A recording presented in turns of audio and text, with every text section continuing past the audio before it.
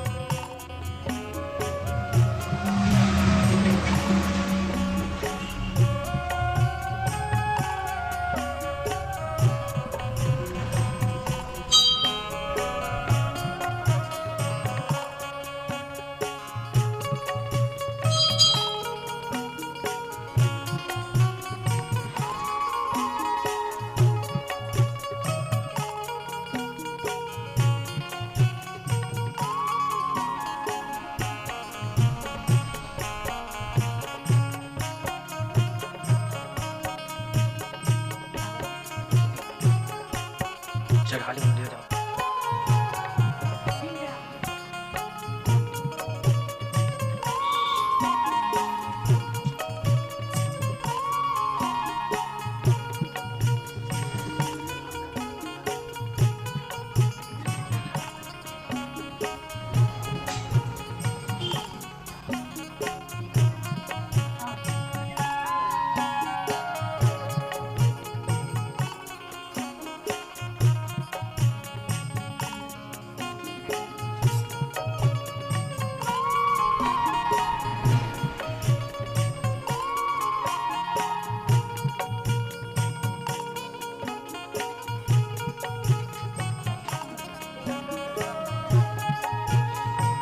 घूमता है दाई इसने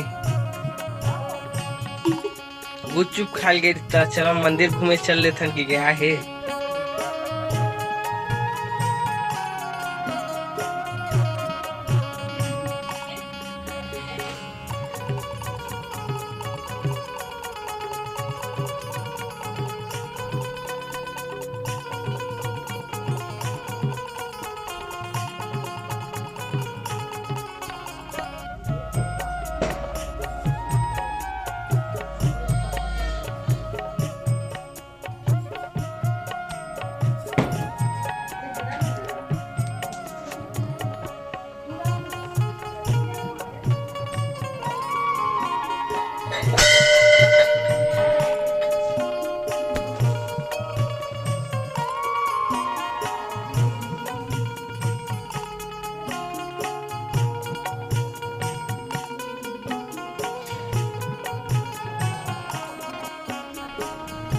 हाँ झोंक ले प्रसाद।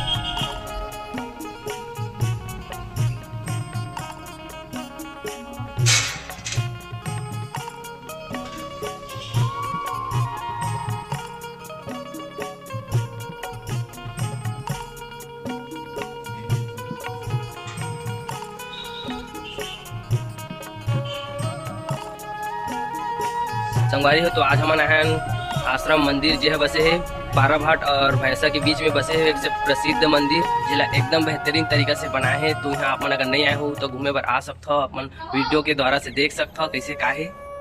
तो संगवारी हो आज ये पूरा मंदिर के दर्शन करवाए ना आप मन ला। आज ये वीडियो आप मन ला पसंद आई तो जरूर वीडियो ला लाइक करो, सब्सक्राइब करो, शेयर करो और अगला वीडियो देखे बार कमेंट करो। अब मिलता नया वीडियो में। तो जय जोहार, जय छत्तीसगढ़।